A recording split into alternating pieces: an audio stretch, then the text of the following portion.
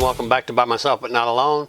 This is episode 21.5, Mascoutah Bound. Some of you might be thinking I thought you were from St. Louis. That's kind of just that's what I tell people when we're out doing our thing, meeting people from all around the world. I found it's just easier to say St. Louis, because if I say I'm from Mascoutah, they're probably going to say, where the hell is that? And I'm going to end up saying St. Louis, near St. Louis. We're about 30 minutes on the east side of the river from St. Louis in Illinois. So technically this episode could be called St. Louis Bound, but I'd still be about 30 minutes from home. So at the end of the last episode, Michelle and I got checked out of our hotel. We got everything packed up and we headed to the airport there in Fresno. It didn't take us long to get there.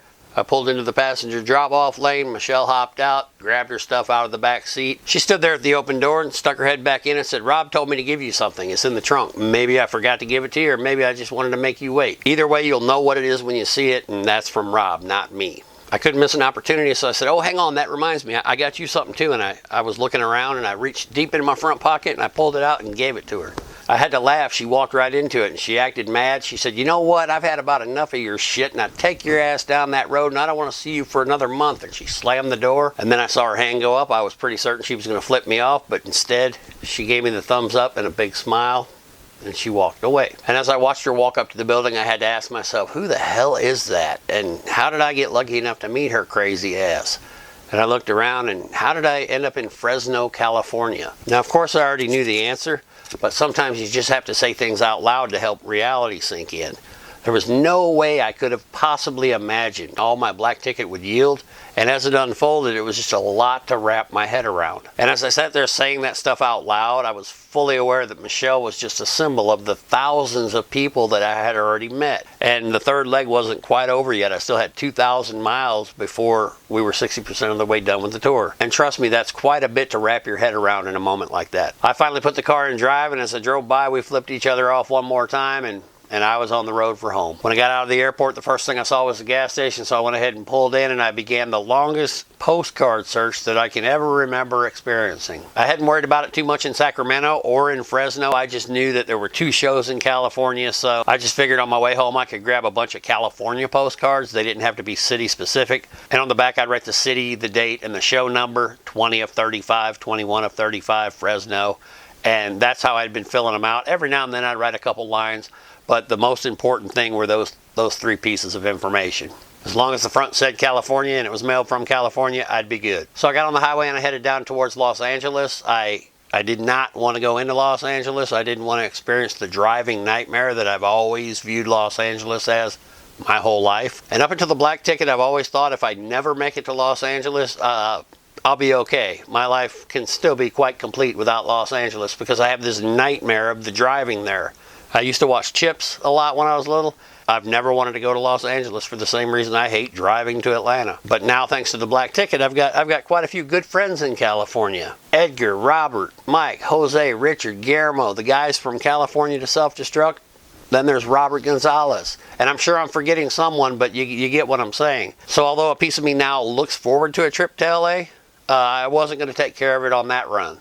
I believe I made it into LA County for just a little bit, but when the signs all made it look like I was almost there, that's when I headed east. I think I went through Bakersfield. Now on that nice long drive down California, I stopped into no less than 15, probably 20 places looking for postcards. It didn't take long to establish a routine. I'd go in, look around. If I didn't see them, I'd go up and ask the clerks. I just wanted to make sure I didn't overlook them, and sometimes stores keep them behind the counters. Then I'd ask them if they had any idea where I might find some postcards if the store didn't carry them. And I don't ever remember asking a question that drew so many blank stares.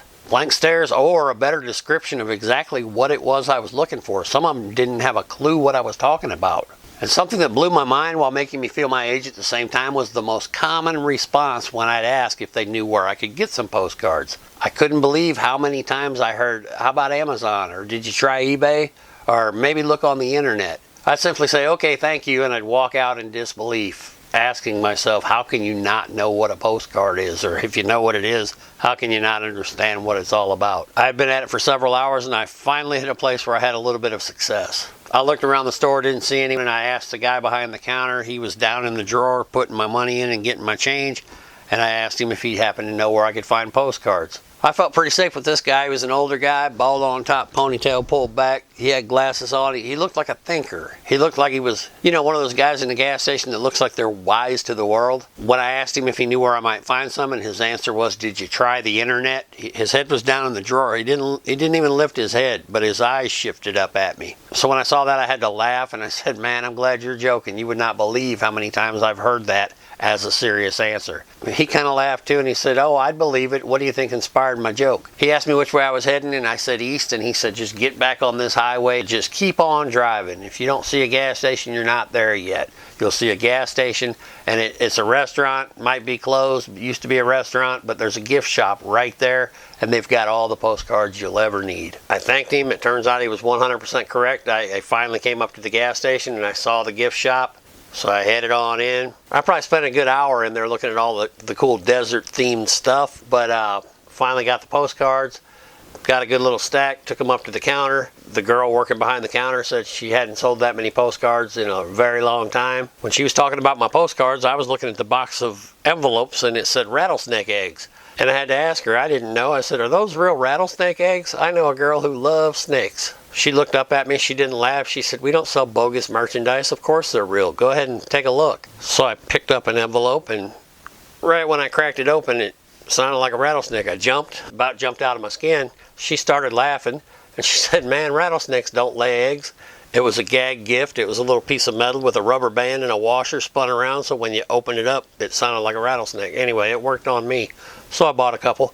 Got my postcards, went outside, filled them out, went back in and asked if she'd mind mailing them. She said absolutely no problem. I didn't know if I was still in California or if I'd crossed into Arizona. I guess it really didn't matter if anybody asked me about the postmark, which no one did. But if they would have, I would have just considered it a postcard casualty of the trip. And they got California postcards from Arizona. No big deal. But nobody asked me. So that was that. That was the longest postcard search I had ever undertaken. I'd gotten about as far all day as I should have been able to make it in about 6 hours. So I was behind schedule, but no big deal. Had my postcards. I just planned on driving all night and seeing how far I could make it. That seemed like the best idea. The sun had set. I was on the road. I was in the mood to drive. I was tweaked on coffee from all the trips in and out of the gas stations all day. Life was good until the car started bogging down. I could tell from the lights on the cars ahead of me that I was on the bottom of a very long straight shot, but it was on an incline. And right when I started going up, the car started bogging down. I got off the road as quickly as I could because the traffic was not going slow. I think everybody out there was going 80 or faster. They were just buzzing by. I got off right away. When I finally found the flashers, I went ahead and turned the car off, and this time I didn't just hear the ocean. I heard a tidal wave. There were crazy sounds coming from under that hood, and it was all water.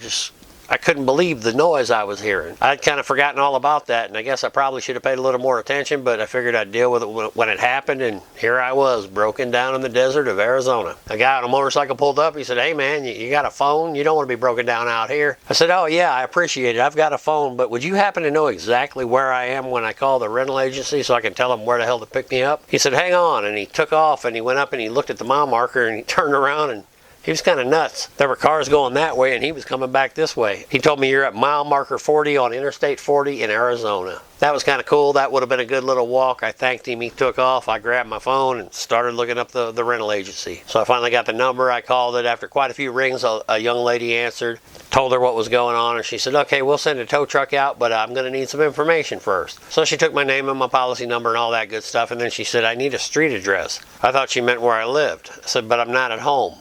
She said, "No, I need the street address of where you are right now." I said, "I don't know. There is no street address. It's Interstate 40, mile marker 40. I'm in Arizona. That's all I know." And she said, "Well, I can't proceed until you give me the street address of where you are." And I couldn't believe it. So I went back and forth with her for 10 or 15 minutes, and she kept telling me she needed a street address. And I kept telling her I'm on Interstate 40, mile marker 40, Arizona. And that's all I can tell you. And after about 15 minutes, I started getting a little mean. I asked her if she was stupid. I said, "Your parents obviously failed miserably." Then I'd come back and say, "Come on, you can make them proud. You can do this." Several times I told her to put herself in my situation and, come on, you can do it. You can figure this out.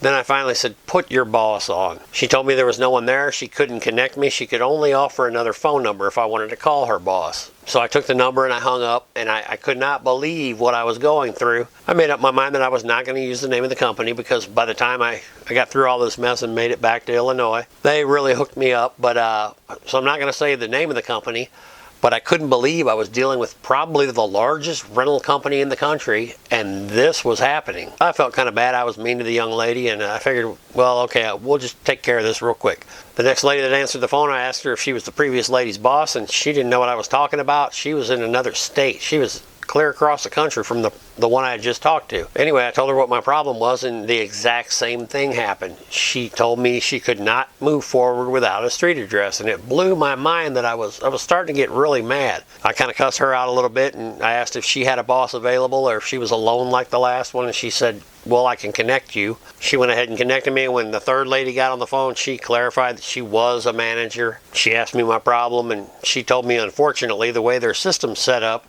they need a street address before they can move forward. And it continued to blow my mind. I didn't know what to do, so I figured we'll take a different approach. After about 10 minutes of talking to that lady, I realized the only way to handle this properly was to snap. And I did. I said, look, lady, the very first thing you asked me is, am I okay? Well, no, I'm not okay. I'm sitting here broken down in your car. I signed a contract. I paid you guys good money. The guy on the phone a couple days ago told me if we broke down, we'll get you a car. And here you need my goddamn street address? No, I'm not all right. I'm starting to freak the fuck out. When I look to the left, I see semis buzzing by me at 100 miles an hour. When I look to the right, I see desert. Endless desert. But I'm really not seeing much of anything at all because it's dark out there. My anxiety is through the fucking roof. I'm thinking Bigfoot might come up and drag me out in the desert and beat my ass and leave me for dead, and then a pack of chupacabras is going to eat me. I'm freaking the fuck out. I'm going to have a heart attack. Call an ambulance. I was going a mile a minute, and I said, I think I'm having a heart attack. Call an ambulance. I said it a couple times, and then I stopped. Something clicked in my head, and I said, okay, I'm going a little too far. And I said, ma'am, I'm not having a heart attack. And she said, sir, are you okay? Are you okay?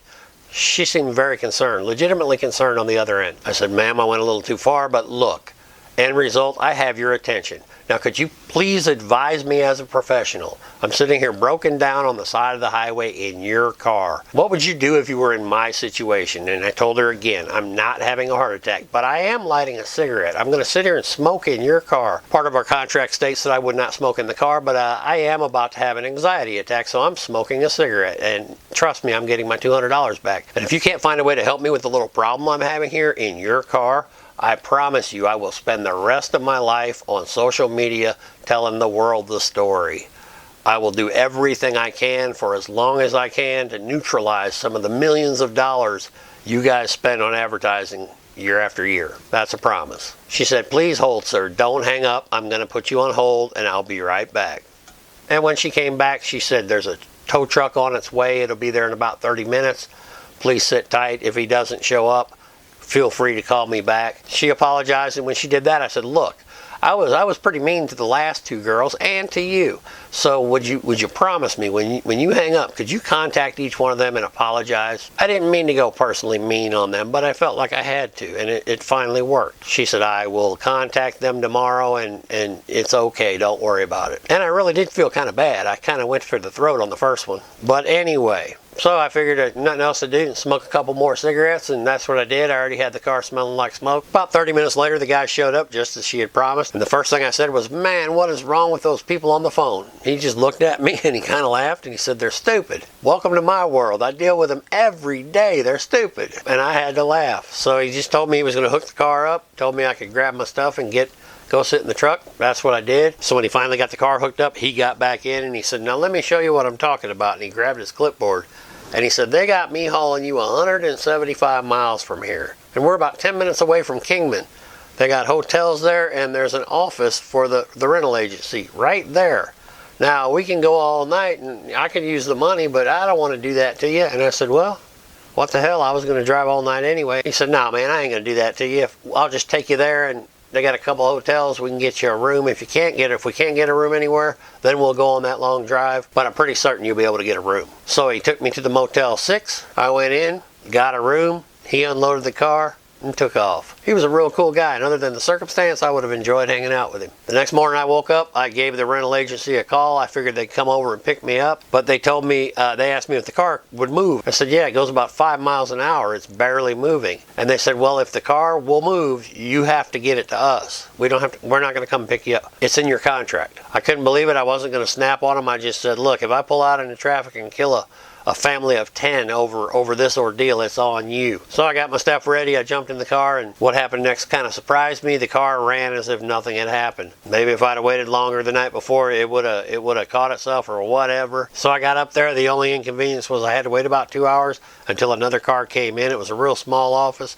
Maybe that's why they were going to send me to the other agency further down the road, but this was just a little one that was attached to a car dealer.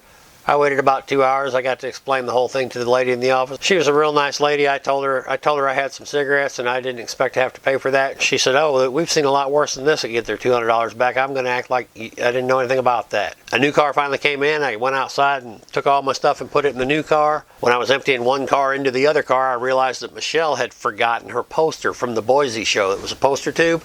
She really loved that poster. It was her favorite souvenir from the whole leg, so I thought about calling her, but I figured I'll deal with that later. I threw it in the back seat. So I was finally back on the road. I had 1,500 miles to go, and rather than use that to get my act together and get moving, I used it to justify, well, I'm already a good day behind. I might as well take a look around Kingman. So I screwed around there a little bit, and then I hit it. When I started seeing signs that said Flagstaff, I just couldn't help myself. I said I'm going to take the next exit and look around in Arizona a little more. I've got two uncles that lived out in Arizona. One still lives out there. He's lived out there most of his adult life. My other uncle, Uncle Mike, he lived out there for quite a few years, but he ended up moving back to Mascoutah, and I got to know him really well. He's the guy I was named after, and the older I get in life, the more I realize that there's so many people out there with a crazy Uncle Mike, or they are a crazy Uncle Mike, and for some of us, both would be true. Anyway, Uncle Mike finally made it back to Mascoutah, but he lived out in Arizona for quite a few years, and he always told me, countless times he told me, take a road trip, go to Arizona, you gotta see Arizona. He told me all about the place. When I started seeing signs for Flagstaff, that's a place he talked quite a bit about. I said, hell with it, got off the highway again. And when I did take the exit, I saw a gas station, and I thought, man, I haven't gotten gas for the whole trip, and I wasn't even thinking. I just got put in a new car with a full tank. And when I realized that, I just pulled on over. I figured this would be a good time to call Michelle. So I got out of the car to have a smoke. I called Michelle. I didn't think she was going to answer, but she did. I told her all about breaking down. She laughed at me. She said she was glad she was smart enough to get out just in time. But to get her back, I said, well, that's all good and well, but your dumbass forgot to take your poster with you. And she said, what are you talking about? I told her that she left her poster in the trunk. She said, oh my God, it's only been a day. Are you stupid? Did I not clearly tell you that your friend Rob left you something? I said, yeah, you told me. I forgot all about that. What did he leave me? And she said, the poster. He bought it, and that's his gift to you. And I said, you mean the posters we were looking at in the room? Michelle and Rob had bought the same poster at the Boise show, the numbered editions. The name of the print was Moth into Flame by the artist Monk One. It was a pretty incredible print, and it was just so cool that her poster and, well, now my poster have consecutive numbers on the numbering. Now this is just a picture I grabbed off the internet. When I got home, I put it in a very, very safe place, and I can't remember where that very safe place is. And I called Rob and told him that. I was going to unroll it here for you, but I can't seem to locate it. It's in a very safe place. But again, I want to say thanks, Rob. You didn't have to do that. That was one of the coolest prints from the whole tour, maybe the coolest. I appreciate it greatly. You're still not off the hook for the idiot moves we made going over that mountain in Denver, but it lessens it a little bit. But you're going to have to live with that for a long time. But again, thank you for the poster. That's one of my favorite souvenirs from the trip. Shortly after that, I told her I'd like to keep chatting, but I had a snowman to build, and she kind of laughed at me. I said, no, you think I'm joking? There's snow. It must have snowed here yesterday. There wasn't a lot of it. It had melted in most places, but right there against a wall that looked like it was in the shade all day, there was still enough there. I couldn't resist the opportunity to take this chance to build a little snowman in Arizona. So I went ahead and I built a quick little snowman. I put my black ticket on him and I took a picture. That's the thumbnail from the video. As you see, it wasn't exactly the fanciest snowman, but I didn't have a lot to work with. I thought it was pretty good, all things considered. So I went for a little drive, and eventually I made it back to the highway, but right before the on-ramp to the highway, I saw that there was a truck stop. I figured I might as well get something to eat. And on the road that led back to the truck stop, I saw an old guy in a pickup truck, and I saw his sign that said burritos. He was selling burritos, and I figured, well, what the hell? There's no way anything in the truck stop's going to be as good as what this guy's got to offer. So I got one of the biggest burritos I've ever seen for $4, and I went back into the parking lot of the truck stop, and I ate it. I found out it was the best burrito I'd ever eaten in my life. Cheapest and best. I couldn't believe the deal I got that day. As much fun as I was having screwing around, After I had that burrito, I made up my mind that I had to get on the road and make some time. I was ready to go. Nothing was going to stop me. I was going to get on that highway and I wasn't going to stop until I was in Texas. But unfortunately, as soon as I merged in from the on-ramp, the cop that got behind me saw things a little differently. He came flying up behind me pretty quick, so I went ahead and got in the right lane, and I figured he wanted to go around, but when I did that, he just stayed back, and I was like, oh boy, he's going to get me. I wasn't speeding. I didn't know what he was going to use to pull me over. He sat back there for a good couple minutes, and eventually he got behind me and he pulled me over. I couldn't imagine what I had done. He walked up to the car. I rolled down the window. He asked me if I had any firearms or drugs in the car, and I said absolutely not. And he told me he pulled me over because I was just a little bit too close to the truck ahead of me. I said, come on, man, I know how it works. I'd assume you want to probably check the car for drugs. Here I am, a guy heading to St. Louis with California plates, and I guess look at me. I look like I might be on drugs. I don't mind. You can search the whole car. You can check the trunk. We can take everything out of the car, but please just let me help you if you need to do that, because I got a mess in the trunk. He said, no, I really pulled you over to tell you were a little too close to that truck. I said, but I wasn't behind that truck until you flew up behind me. So I'm just assuming you want to check me out. And like I said, I'll be happy to help you, but let me help you. He kind of laughed at me and he said, well, where are you coming from? And I said, well, I'm coming from Fresno, but before that I was in Sacramento, and before that I was in Portland, and before that I was in Spokane. I gave him the whole trip. He said, no, where are you coming from? Where's the last place you were? And I said, well, that was Fresno, a hotel in Fresno. And he said, did you meet anyone there? Was someone else there? And I said, well, see, this certainly sounds like you're shaking me down for drugs. And I entertained it. I said, yeah, actually, I was shacking up with a chick from Wisconsin. She flew out there and I met her. We went and saw 7 Metallica shows. And he said, Metallica? I said, yeah, man, they're on tour. You know who Metallica is, right? And he said, who doesn't know who Metallica is? And at that point, he kind of relaxed and he leaned in. And he was just leaning on the window. I said, yeah, we got this ticket, and it was sitting right in the console. I said, I'm not reaching for a gun. It's right there. He laughed at me. He said, no, get it. And I grabbed it. He said, now what is that? I said, it gets you access to every show on the whole tour. So I just saw my 21st show, and I'm heading home to St. Louis now. He said, 21 shows, you've been to all of them? And I said, well, not yet. There's 35 of them, but I'm trying to do all 35. He said, man, I'm a big Metallica fan. So he just started asking me questions, and we were going back and forth for probably 10 or 15 minutes, and I said, man, I'm not trying to get rid of you, but I'm not trying to keep you from doing your job either. If you need to write me a ticket. He said, I'm not going to write you a ticket. I'm going to warn you. But yeah, let me go take care of that. When he came back up, he said, I'm not going to give you a ticket. I'm going to give you a written warning. And I said, are you sure? And he said, here it is. And he handed it to me, and I said, okay, then this won't be considered payola. And I held my hand out and I gave him a guitar pick. And he said, what's this? I said, it's a guitar pick. I had shown him the bag already. I said, go ahead and have one. Came right off the stage in Fresno. I wasn't sure of that, but I told him that. I thought it was. It was the black face pick from the album cover. It made him really excited. I said, is there any code of ethics that won't allow you to take that? He said, no, I can take it if you're going to give it to me. I appreciate it. Then he started asking me questions again, and his eyes zeroed in on my patch. And he said, what's that?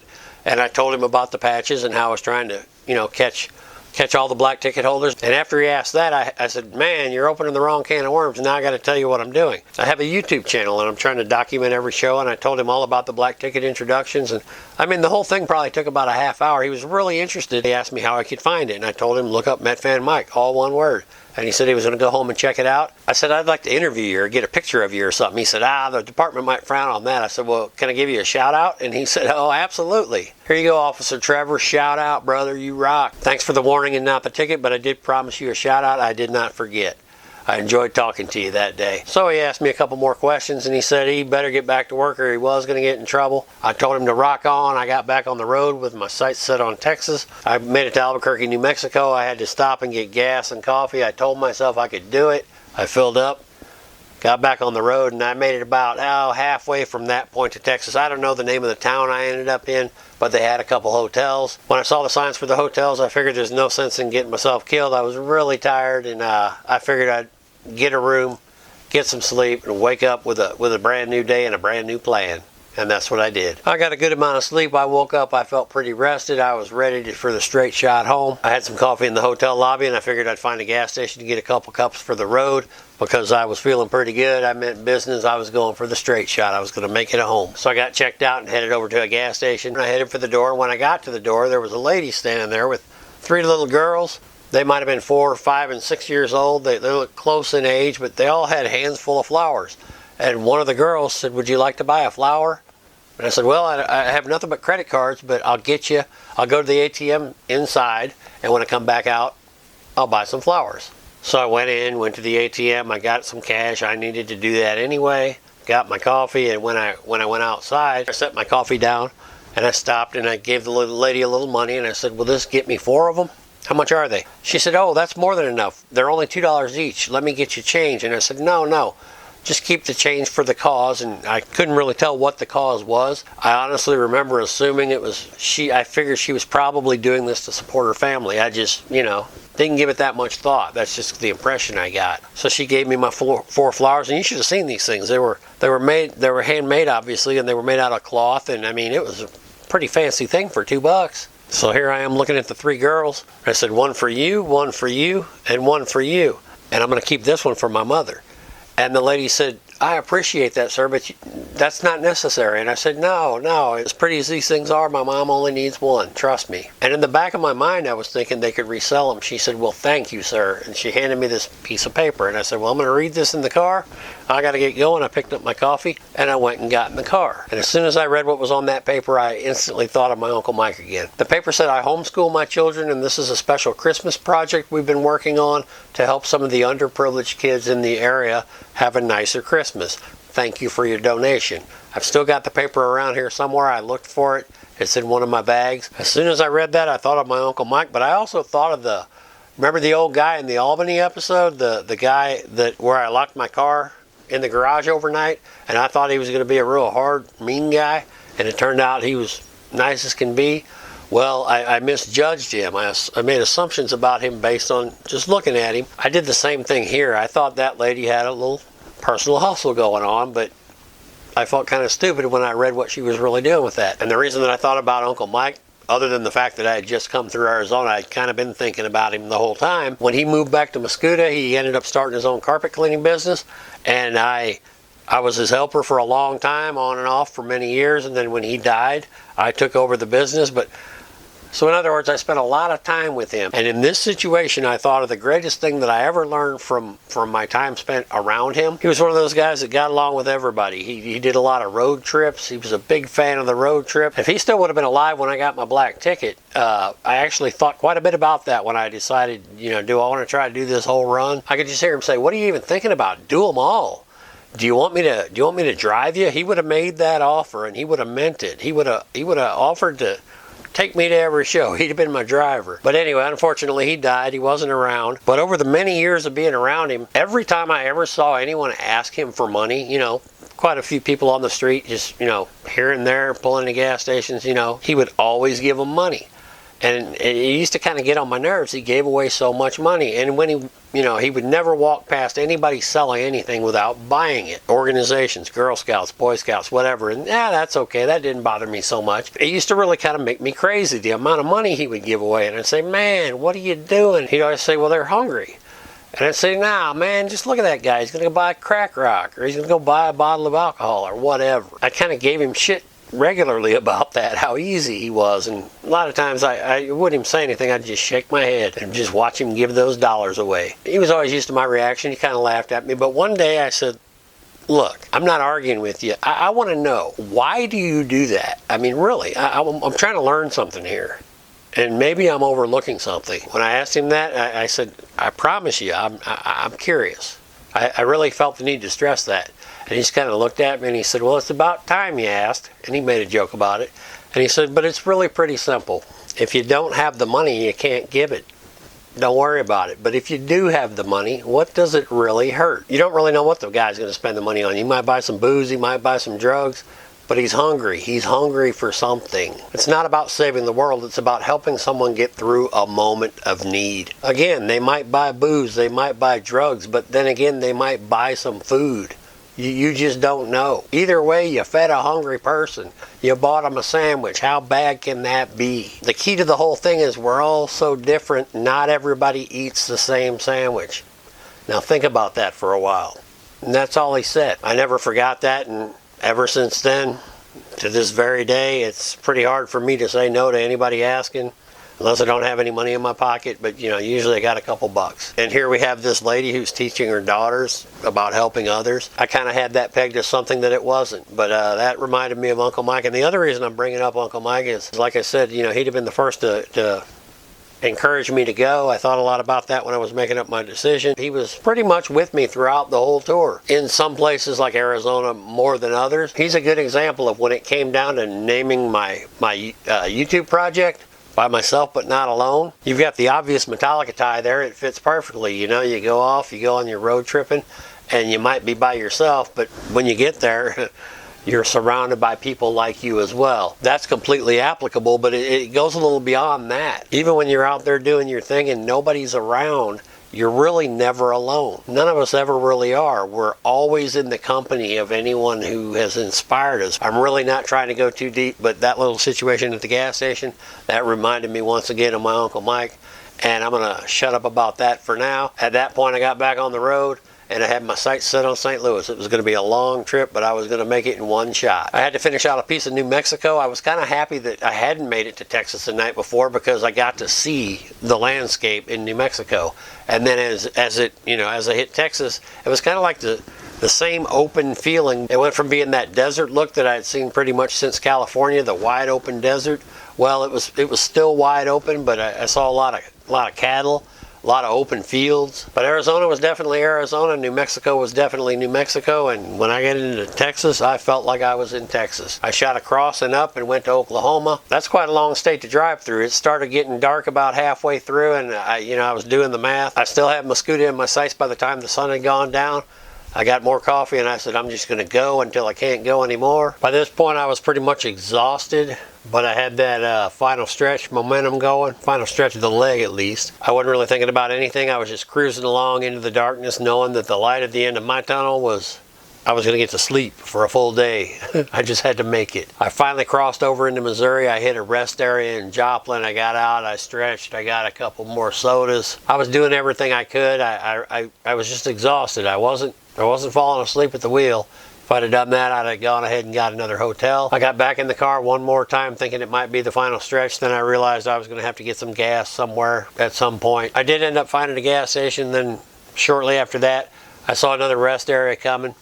I pulled on in to stretch one more time, and when I was there I saw a whole rows of cars where people were sleeping in their car. I looked at the map. I figured it would be a pretty smart move to go ahead and sleep in the car for a couple hours and then wake up and hit that last 2.5 hours in the morning. So I slid the seat all the way back. I didn't think it was going to take long at all. I figured the next thing I know I'd be waking up in the morning, but that's not exactly what happened. I finally had an opportunity to get a few hours sleep, and I'd just driven all those miles without giving any thought to the previous 2.5 weeks. And for whatever reason, it all hit me in that moment. I was laying there with my eyes closed, and all of a sudden I started picturing Rob's idiotic pursuit of the grandeur and the beauty in the mountains of Colorado. And then the pre-party in Vegas, and then Mr. Ray in Vegas, Ray Burton. Not just getting to meet him for the first time, but when he addressed the crowd, when he hung out with us, with all of us. That was amazing. That was one of the most special moments on the whole tour. And the wedding in Vegas, and then the crowd in Boise, the size, you wouldn't have known there weren't twice as many people in that building. The size, the small size and the large intensity. James Arnott giving me the Vegas pick. Brian Robertson losing his black ticket and then finding it again. Heading to Salt Lake City, getting to the pre-party but not going in because we couldn't find a place to park. Brandon Murray's generous rail offer. The trip down that hellish mountain on our way to Spokane. Burgerville in Portland. It was all just rushing back. The guy in Oregon that pumped our gas for us. The trucker in Oregon who had his eye on me when we originally thought he was hitting on Michelle. Our miniature hotel room in Sacramento. The girl we met before the show that shouted out Metallica rocks in American Sign Language. The party at Strummer's. The interview with Joe Sib. The people along the rail at the final show in Fresno. And the birds. I'll never forget the birds. I was trying to get some sleep and I couldn't, and it was pretty apparent to me why. It all made sense. It had been quite a trip. It didn't really seem that odd to me as I've grown accustomed to it over the years, but I had just seen the mighty Metallica live and in my face 7 more times in a row. But the memories that wouldn't let me sleep were not what I saw on stage. And don't get me wrong, as awesome as it was, it paled in comparison to the time that I got to spend with MetFam. If you know what I'm talking about, I don't even have to explain it. If you don't know what I'm talking about, I highly recommend that you get out there and do a road trip and find out. I can assure you, you will not be sorry. Something else that occurred to me for the first time on the trip home, there were only 14 shows left on the tour and I had made it to all of them. Moving forward, there was going to be a little personal pressure. I really didn't want to concentrate on that too much because I figured I'd miss something along the way. But from this point on, there was going to be a little pressure. It was always going to be in the back of my head. It was just a personal goal that I had set for myself, and I was quite a ways into it now, 60% of the way. I was rounding second base, heading for third, and at this point the excitement was really mounting. I also thought about my black ticket report. This is the first time I mentioned this, but before the tour started they had a little contest where you submitted in 300 words or less why you think you deserve to be a black ticket reporter. They chose 4 reporters that at the end of each leg for the first 3 legs would have to summarize the leg in 1,500 words. And that was not an easy thing for me to summarize. When you see the length of this video, for example, and this is just the trip home, I had 1,500 words, and it wasn't just me. There were 4 of us. Andy Tranter, Linda Craig, Guillermo Ojeda, and myself. We were chosen for the first 3 legs, and then they chose 2 more for the last 2 legs, Sue Kelly and Brian Robertson. So I knew when I got home the leg wasn't exactly finished. I learned after the first 2 legs that was going to take me a couple days. I'd have to write it up and then turn it into Stefan at Met Club. He's the editor of So What magazine. And so once I got home, that's what I had to look forward to. As much as I loved doing that, I was kind of relieved that it was my 3rd submission and it was over. It was pretty cool. It was an honor, actually. They took our writings and they printed them in the So What, the fan club magazine online. That's something I was pretty excited and proud about being a part of. At some point there, I fell asleep. I woke up the next morning. The sun was bright. The lot was empty. I looked at the clock and I realized I slept a little longer than I had planned, but I felt good. I went and got some coffee from the machine, and a couple hours later I was crossing the Poplar Street Bridge into Illinois. I was a half hour from home. One thing I do remember from that trip, I was right outside of town coming into Mascoutah. The tree line stuck out to me in a way that it hadn't for many, many years. And as I pulled into town, other things were jumping out at me. Things that I've driven by thousands and thousands of times and didn't ever really pay attention to. I almost felt like I had the perspective of pulling into town as someone who had never been there before. And I realized how much Mascoutah was like so many of the little towns on these trips that I had been driving through. There was a newness to what I was seeing in a town where I've been since 1981. So rather than turn left and go home, I turned right and shot down to the park. And I kept on driving. I went down by the high school. I went and looked at the Indian mural up at the 4-way stop in Mascoutah. There's this big Indian mural next to the police station. The buildings on Main Street really seemed to pop out at me like they hadn't in so many years. As tired as I was, I just didn't want the trip to end. So I spent another half hour driving around Mascoutah, and you can see the whole town twice in a half hour. That's exactly what I did, and then I finally hit a point where I called it quits. I headed home. When I pulled in the driveway, I turned the car off and just sat there for a minute, and as with the previous 2 legs, I sat there and I thought about the miles I had traveled. That leg, I traveled a little over 7,000 miles through 13 states, counting Illinois, but 8 of those states I had never been to before. And my tour total, the complete tour, I was at a little over 17,000 miles, 26 states, plus the Canada trip. Leg 3 was another incredible adventure. As I sat there, I had to say something out loud, as I did in Fresno at the airport before I opened the door, and just looked around and I said, I'm home, but not for long. So that wraps up the 3rd leg, 21 for 21 with 14 shows to go. I'd like to say, as always, thanks for watching. I'm about to lose my voice on this one. We'll return to the regular format next episode. If you like what we have going on here, we'd appreciate it greatly if you consider subscribing to the channel. Give us a like, a dislike, whatever the case may be. Leave us a comment. Let us know how we're doing. Next stop, Tulsa, Oklahoma. We'll see you there. Until then, rock on.